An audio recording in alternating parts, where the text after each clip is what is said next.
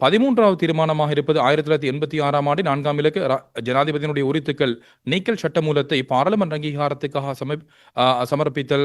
வளமான நாடு அழகான வாழ்க்கை எனும் அரசாங்க கொள்கை பிரகடனத்தில் குறிப்பிடப்பட்டதற்கு அமைய முன்னாள் ஜனாதிபதிகள் மற்றும் அவர்களுடைய குடும்பத்தவர்களுக்கு வழங்கப்பட்டுள்ள விசேட சிறப்புரிமைகளை ரத்து செய்வதற்கு இயலுமாகும் வகையில் 86ஆம் ஆண்டின் 4ஆம் இலக்க ஜனாதிபதியினுடைய உரித்துக்கள் சட்டத்தை நீக்குவதற்காக சட்டமூலம் ஒன்று தயாரிப்பதற்காக 2025/6/16 அன்று இடம்பெற்ற அமைச்சரவை கூட்டத்தில் அங்கீகாரம் வழங்கப்பட்டிருக்கின்றது. அதற்கமைய குறித்த பணிகளுக்காக சட்டவரைஞரால் தயாரிக்கப்பட்டுள்ள ஜனாதிபதியினுடைய உரித்துக்கள் நீக்கல் சட்டம் மூலம் தயாரிக்கப்பட்டுள்ளதுடன் அதற்கு சட்டமா அதிபருடைய ஒப்புதலும் கிடைக்கப்பெற்றிருக்கின்றது. அதற்கமைய குறித்து சட்டமூலத்தை அரச வருத்தமானியில் வெளியிடுவதற்கும் பின்னர் பாராளுமன்ற அங்கீகாரத்துக்காக சமர்ப்பிப்பதற்கும் நீதி மற்றும் தேசிய ஒருமைப்பாட்டு அமைச்சரவர்கள் சமர்ப்பித்த இந்த யோசனைக்கும் அமைச்சரவை அங்கீகாரம் வழங்கியிருக்கின்றது. 14வது தீர்மானமாக அமையப்பெறுவது தொல்லியல் கட்டளை சட்டத்தை திருத்தம் செய்தல் தொடர்பானதாக காணப்படுகின்றது. இளைஞருடைய தொல்பொருட்கள் மற்றும் இளைஞருடைய வரலாற்று முக்கியத்துவம் வாய்ந்த இடங்கள் மற்றும் தொல்லியல் முக்கியத்துவம் வாய்ந்த இடங்கள் மற்றும் கட்டடங்களை பாதுகாப்பதற்காக 1940ஆம் ஆண்டினுடைய 9ஆம் இலக்க தொல்லியல் கட்டளை சட்டம் நிறைவேற்றப்பட்டிருக்கின்றது. குறித்த கட்டளை சட்டம் இறுதியாக 1998ஆம் ஆண்டில் திருத்தப்பட்டிருக்கின்றது. தற்போது தொல்லியல்களை பாதுகாப்பு தொடர்பில் தொல்லியல் திணைக்களம் பல சவால்களுக்கு முகம் கொடுத்து வருகின்றது. அதனால் சமகால தேவைகளுக்கு பொருத்தமான வகையிலும் குறிப்பாக தொல்லியல் அழிவுகள், தொல்லியல் திருட்டுகள், சட்டவிரோத அகழ்வுகள் மற்றும் தொல்லியல் ஏற்றுமதிகளை தடுப்பதற்கு துரிதமாக நடவடிக்கைகளை மேற்கொள்வதற்காக சட்டம் ஒழுங்கு விதிகளை உள்வாங்கி குறித்த கட்டளை சட்டத்தை திருத்த வேண்டிய தேவைப்பாடு கண்டறியப்பட்டிருக்கின்றது.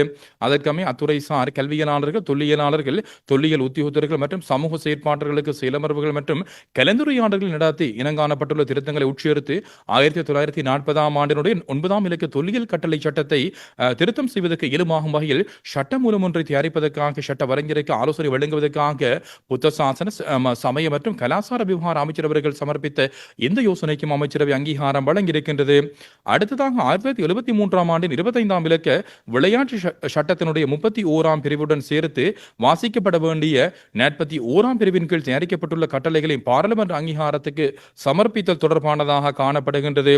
73ஆம் ஆண்டில் 25ஆம் இலக்க விளையாட்டு சட்டத்தின் ஏற்பாடுகளுக்கு அமைய விளையாட்டு விடயதான அமைச்சருக்கு ஒப்படைக்கப்பட்டுள்ள அதிகாரத்தின் பிரகாரம் வெளியிடப்பட்டுள்ள விளையாட்டு கட்டளைகள் காலத்துக்கு காலம் திருத்தப்படுகின்றமையால் பல்வேறுபட்ட தெளிவின்மைகள் மேலெழுந்து காணப்படுகின்றது. விளையாட்டு அரசியல் மயப்படுத்தப்பட்டுள்ளமையால் விளையாட்டில் இருக்க வேண்டிய சுயாதீனத்தன்மை மற்றும் பக்கசார்பற்ற தன்மை இல்லாமல் போகின்றமை அவதானிக்கப்பட்டிருக்கின்றது. அதனால் விளையாட்டில் இடம்பெறுகின்ற மோசடிகள் மற்றும் ஊழல்களை தடுப்பதற்கான சுயாதீன மற்றும் பக்கசார்பற்ற வகையிலாக விளையாட்டுத்துறையை முன்கொண்டு செல்வதற்காக தேசிய விளையாட்டு சங்கங்களுடைய நிர்வாகம், பணிகள், அதிகார பணி பொறுப்புகள் மற்றும் பொதுவான ஏற்பாடுகள் தொடர்பாக 2025ஆம் ஆண்டின் 1ஆம் இலக்க தேசிய விளையாட்டு சங்கங்கள் கட்டளைகள் 2437 கீழ் 24 மற்றும் 2025/5/21ஆம் தேதி அதிவிசேட வர்த்தமானி அறிவித்தல் மூலம் வெளியிடப்பட்டிருக்கின்றது. குறித்த கட்டளைகளை பாராளுமன்ற அங்கீகாரத்துக்கு சமர்ப்பிப்பதற்காக விளையாட்டு மற்றும் இளைஞர் விவகார அமைச்சரவர்கள் சமர்ப்பித்த யோசனைக்கு அமைச்சரவை அங்கீகாரம் வழங்கியிருக்கின்றது. 16வது விடயம் வன பாதுகாப்பு நாயகம் பதவிக்கு அது தொடர்பான ஒரு நியமனமாக காணப்படுகின்றது. அதன் அடிப்படையில் வனப்பாதுகாப்பு நாயகம் பதவிக்கு இலங்கை விஞ்ஞான சேவை விசேடத்தர் அதிகாரியும் தற்போது வனப்பாதுகாப்பு திணைக்களத்தினுடைய மேலதிக வனப்பாதுகாப்பு நாயகமாக வனப்பாதுகாப்பு நடவடிக்கை மற்றும் முகாமைத்துவம் பணிபுரிகின்ற திரு WWMBSC பாலகும்புர் அவர்களை உடனடியாக அமலுக்கு வரும் வகையில் நியமிப்பதற்கு அமைச்சரவை அங்கீகாரம் வழங்கியிருக்கின்றது. 17வது தீர்மானமாக அமையப்பெறுவது கொரிய குடியரசினுடைய விவசாய நடவடிக்கைகளுக்கான பருவகால தொழிலாளர் வேலை திட்டத்தின் கீழான ஒப்பந்தத்தில் கையொப்பமிடல் தொடர்பானதாக காணப்படுகின்றது. கொரிய குடியரசினுடைய E8 விசா வகை பருவகால தொழிலாளர்கள் அதன் கீழ் இலங்கை தொழிலாளர்களை இணைத்துக் கொள்வதற்கு வசதி அளிக்கும் வகையில் முன்னோடி கருத்திட்டத்தை நடைமுறைப்படுத்துவதற்கும் அதில் ஆர்வம் காட்டுகின்ற கொரியாவினுடைய உள்ளூராட்சி நிறுவனத்துடன் கலந்துரையாடுவதற்கும் 2025 2/19ஆம் தேதி மற்றும் 2025 7 1ஆம் தேதிகளில் இடம்பெற்ற அமைச்சரவை கூட்டங்களில் அங்கீகாரம் வழங்கப்பட்டிருக்கின்றது.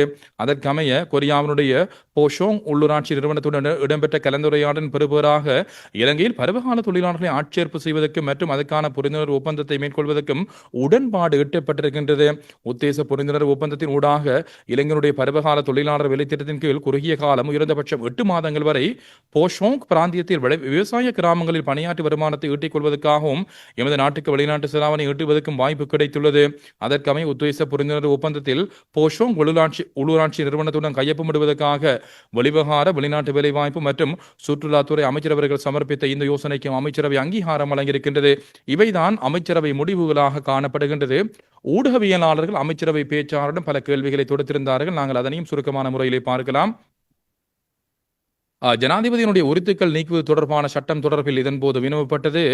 இது தொடர்பாக அமைச்சரவை பேச்சாளர் குறிப்பிடுகின்ற சந்தர்ப்பத்தில் முன்னாள் ஜனாதிபதி மற்றும் மனைவிமார்கள் அவருடைய மனைவிகளுக்குள்ள வரப்பிரசாதங்களை நீக்கப்படுவதற்குரிய ஏற்பாடுகள் தற்பொழுது முன்னெடுக்கப்பட்டு வருகின்றது. அவர்களுக்கு ஓய்வூதியம் நீக்கப்பட மாட்டாது. அமைச்சரவை அங்கீகாரம் கிட்டிருக்கின்றது. குறுகிய காலத்தில் இந்த சட்டம் பாராளுமன்றத்துக்கு கொண்டு வரப்பட உள்ளதாக இதன்போது அமைச்சரவை பேச்சாளர் தெரிவித்திருந்தார். அடுத்ததாக குறிப்பாக முன்னாள் ஜனாதிபதி மஹிந்த ராஜபக்சனுடைய பாதுகாப்பு தொடர்பாக இதன் போது வினவப்பட்டது. யாரையும் நாங்கள் விஷயப்படுத்தவில்லை, பொதுவான ஒரு தீர்மானமாக இது காணப்படுகின்றது. முன்னாள் ஜனாதிபதி மாத்திரமல்ல, மக்களுடைய பாதுகாப்பு தொடர்பில் அரசாங்கம் கவனம் செலுத்தி வருவதாக இதன் போது அமைச்சரவை பேச்சாளர் தெரிவித்திருந்தார். அடுத்ததாக அந்த E8 விசா தொடர்பாக இதன் போது வினவப்பட்டது.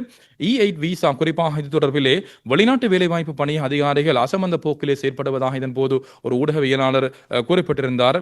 E8 விசா என்பது கடந்த அரசாங்கம் குழப்பி அடித்து அல்லது முறைகேடாக பயன்படுத்திய ஒரு விடயமாக காணப்படுகின்றது. இதனூடாக நாட்டுக்கு அபகீர்த்தி ஏற்பட்டது. நாங்கள் குறிப்பாக தற்போதைய அரசாங்கம் முறையாக அதனை பயன்படுத்த இருக்கின்றது. அதற்குரிய ஒரு வேலை திட்டம் தயாரிக்கப்பட்டுள்ளதாக அமைச்சரவை பேச்சாளர் இதன் போது தெரிவித்திருந்தார். அடுத்ததாக அமைச்சகத்தினுடைய உத்தியபூர்வ இல்லங்கள் பராமரிப்பு தொடர்பாக இதன் போது வினவப்பட்டது. உரிய அந்த நிறுவனங்கள் அந்த விடயங்களில் கவனம் செலுத்தி வருவதாக இதன் போது அமைச்சரவை பேச்சாளர் தெரிவித்திருந்தார். தொல்பொருள் கட்டளை சட்டம் திருத்தம் தொடர்பாகவும் இதன் போது வினவப்பட்டது.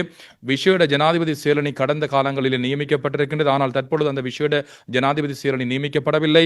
எனவே அதற்கு அமைச்சரவை பேச்சாளர் தெரிவித்த கருத்துக்களாக அமைவது இருக்கக்கூடிய சட்டம் போதுமானதாக காணப்படவில்லை. எனவேதான் நாங்கள் இந்த தொல்பொருள் கட்டளை சட்டத்தை நாங்கள் திருத்தத்துக்கு கொண்டு வர இருக்கின்றோம். தொல்பொருளை பாதுகாக்க முடியாமல் காணப்படுகின்றது. எனவேதான் புதிய அந்த சட்டம் திருத்தப்பட இருக்கின்றது. குறிப்பாக மகாநாயக்க தேரர்கள், அதே போன்ற துறைசார் நிபுணர்கள், ஏனைய மத தலைவர்கள், பொதுமக்கள் உள்ளிட்ட நபர்களை உள்ளடக்கி அவருடைய கருத்துக்களை நாங்கள் பெற்றுக்கொள்ள இருக்கின்றோம். அதனூடாக அந்த விடயங்கள் முன்னெடுக்கப்பட உள்ளதாகவும் இதனூடாக ஒரு வலுவான சட்டம் பாராளுமன்றத்துக்கு கொண்டு வரப்பட உள்ளதாக இதன் போது அமைச்சரவை பேச்சாளர் தெரிவித்திருந்தார். டிஜிட்டல் திட்டத்துடன் இணைந்ததாக சைபர் பாதுகாப்பு வேலை திட்டமும் முன்னெடுக்கப்பட உள்ளதாக இதன் போது குறிப்பிடப்பட்டது. டிஜிட்டல் வேலை திட்டம் நடைமுறைப்படுத்தப்படுகின்ற சந்தர்ப்பத்திலே குறிப்பாக அதற்குரிய பாதுகாப்பு அலகு ஒன்று ஏற்படுத்தப்பட இருக்கின்றது. அந்த விடயங்கள் அதற்கேற்றாற்போல் முன்னெடுக்கப்பட உள்ளதாக இதன் போது அமைச்சரவை பேச்சாளர் தெரிவித்திருந்தார். கல்வி மறுசீரமைப்பு தொடர்பாக இதன் போது வினவப்பட்டது. வரலாறு தெரிவு பாடமாக மாற்றப்படுவது தொடர்பில் இதன் போது ஊடகவியலாளர்கள் பலர் கேள்விகளை தொடுத்திருந்தார்கள். கல்வி மறுசீரமைப்பு தொடர்பில் பல வருட காலமாக கருத்துக்கள் முன்வைக்கப்பட்டு வருகின்றன. உள்நாட்டு வெளிநாட்டு அனுபவ பகிர்வுகள் பெறப்பட்டிருக்கின்றது. துறைசார் நிபுணர்களுக்கு கருத்து தெரிவிக்கக்கூடிய வாய்ப்பு ஏற்படுத்தப்பட்டிருக்கின்றது. ஆரம்ப கட்ட நடவடிக்கை தற்பொழுது கல்வி அமைச்சினால் முன்னெடுக்கப்பட்டு வருகின்றது. எனவே அனைவருடைய கருத்துக்களை தெரிவிக்கக்கூடிய வாய்ப்பு இருக்கின்றது. அதனூடாக அந்த விடயங்கள் முன்னெடுக்கப்படும் என்று இதன் போது அமைச்சரவை பேச்சாளர் தெரிவித்திருந்தார்.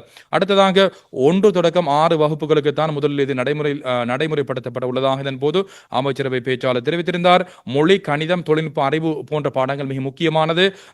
குறிப்பாக உலகளாவிய ரீதியாக கல்வி மறுசீரமைப்புகள் பல நாடுகளிலே முன்னெடுக்கப்பட்டு வருகின்றது. இந்த கிழமைக்குரிய ஒரு பேசு பொருளாக இதனை நீங்கள் மாற்ற வேண்டிய அவசியம் கிடையாது என்று இதன் போது ஊடகவியலாளரிடம் அமைச்சரவை பேச்சாளர் கூறியிருந்தார். அடுத்ததாக அவர் குறிப்பிட்ட விடயம் குறிப்பாக எங்களுடைய பிள்ளைகள் உலகை வெல்லக்கூடிய ஒரு நல்ல ஒரு பிள்ளைகளாக மாற்ற வேண்டிய தேவைப்பாடு காணப்படுகின்றது. அதன் அடிப்படையிலே தான் இந்த கல்வி மறுசீரமைப்புகள் முன்னெடுக்கப்பட்டு வருகின்றது. துப்பாக்கி சூட்டுகள் ஆங்காங்கே இடம்பெறுகின்றது. தொடர்பாக அரசாங்கம் கவனத்தை செலுத்தியுள்ளதா என்று இதன் போது வினவப்பட்டது. தேசிய பாதுகாப்பு தொடர்பில் அரசாங்கம் கவனத்தை செலுத்தி இருக்கின்றது. குறிப்பாக துப்பாக்கி சூட்டு சம்பவங்கள் ஆங்காங்கே பதிவாகின்றது. சட்டவிரோதமான துப்பாக்கியில் ஆங்காங்கே உலா வருவது இதனூடாக நாங்கள் அறியக்கூடியதாக கிடக்கின்றது. எனவே தொடர்பில் போலீஸ் மற்றும் உரிய தரப்பினர் கவனத்தை செலுத்தி விசாரணைகளை முன்னெடுத்து வருவதாக இதன் போது அமைச்சரவை பேச்சாளர் தெரிவித்திருந்தார். அடுத்ததாக வினவப்பட்ட விடயம் நீர்ப்பாசன திட்டத்துக்கு அருகாமையில் மேற்கொள்ளப்பட்ட இந்த சுற்றுலா ஹோட்டல்கள் தொடர்பாக இதன் போது வினவப்பட்டது. குறிப்பாக அரசாங்கம் இந்த வருடத்திலே 23 குளங்களை, அதாவது குளத்துக்கு அருகாமையில் இருக்கக்கூடிய அந்த காடுகளை எல்லையிடுவதற்கு தீர்மானிக்கப்பட்டிருக்கின்றது. இந்த அடிப்படையிலே 23 குளங்கள் இந்த வருடத்திலே எல்லையிடப்பட இருக்கின்றது. அதனை அடுத்து அடுத்த கட்ட நடவடிக்கைகள் உரிய திணைக்களத்தினால் முன்னெடுக்கப்படும் என்று இதன் போது அமைச்சரவை பேச்சாளர் தெரிவித்திருந்தார். Earn the most trusted British law degree in town. LLB Arhans, UK from Buckinghamshire New University at IDM Nations Campus. Your legal journey starts here.